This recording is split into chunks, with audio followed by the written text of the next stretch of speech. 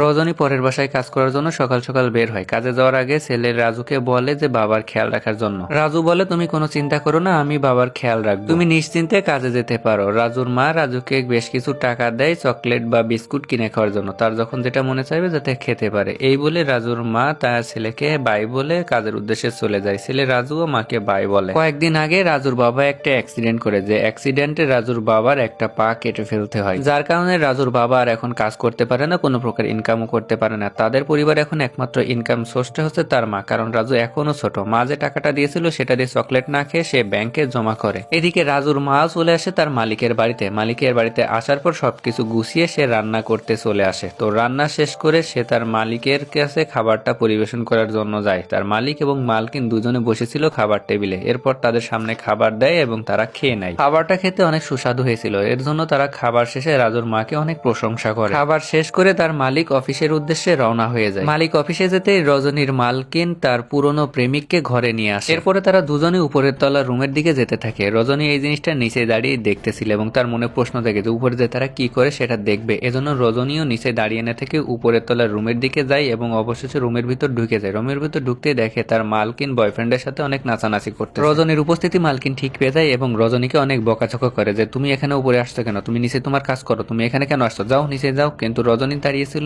এজন্য মালকিন করে কি লাঠি দিয়ে রজনীকে বাড়ি দেয়, আর বাড়ি দিলে রজনী তখন নিচেই চলে আসে। নিচে এসে সে তার কাজ শুরু করে দেয়, আর অপরদিকে তার মালকিন চিন্তায় পড়ে যায় এই কথাগুলো তো তার স্বামীকে রজনী বলে দেবে। এজন্য সে একটা ফোন দিয়ে আটে যেন রজনীকে বাড়ি থেকে তাড়িয়ে দিতে পারে। বয়ফ্রেন্ডের কাছে এ বিষয়ে আলাপ আলোচনা করার পর রজনীর মালকিন বেডের পাশে যে সিন্দুক ছিল সেই সিন্দুকের কাছে চলে যায় এবং সিন্দুক খুলে অনেক টাকা পয়সা বের করে। সেই টাকাগুলো নিয়ে এসে সে তার বয়ফ্রেন্ডকে দিয়ে দেয়। এরপরে সে বেডে গিয়ে শুয়ে পড়ে। তার বয়ফ্রেন্ডও বেডের উপর চলে আসে এবং টি-20 ম্যাচ শুরু করে। তারা তাদের মতো ম্যাচ খেলতে থাকে। দুপুর গড়িয়ে যখন বিকেল হয়ে যায় তখন রজনীর মালিক অফিস থেকে বাড়িতে আসে। বাড়িতে ঢুকবে এমন সময় দেখে তার স্ত্রী দরজার পাশে হাঁটু গেড়ে কান্না করতেছে। তখন মালিক তার স্ত্রীকে বলে, কি হয়েছে, তুমি কান্না করছো কেন? একথা শুনে অভিনয়ের কান্না আরো বাড়িয়ে দিয়ে তার মালকিন রজনীকে উদ্দেশ্য করে বলে, আমাদের সিন্দুক থেকে এই ফকিন্নির বাচ্চা টাকা চুরি করেছে, অনেকগুলো টাকা আমি খুঁজে পাচ্ছি না। মালিক একথা শুনে অনেক রেগে যায় এবং রজনীকে ডেকে বলে, এই তুই আমাদের সিন্দুক থেকে টাকা চুরি করছিস কেন? রজনী মালিকের কাছ থেকে একথা শুনে একটু ভেবাচাকা খেয়ে যায়, কারণ সে তো চুরি করেনি। সে তার মালিককে বলে, মালিক আমি এই বিষয়ে কিছু জানি না, আমি আপনার সিন্দুক থেকে টাকা নিই। তার মালিক আরো রেগে যায়, বলে আমি তোকে এখনই পুলিশে দেবো, আমার টাকা তুই দিবি না, পুলিশের হাতে গেলে টাকা এমনি দিবি।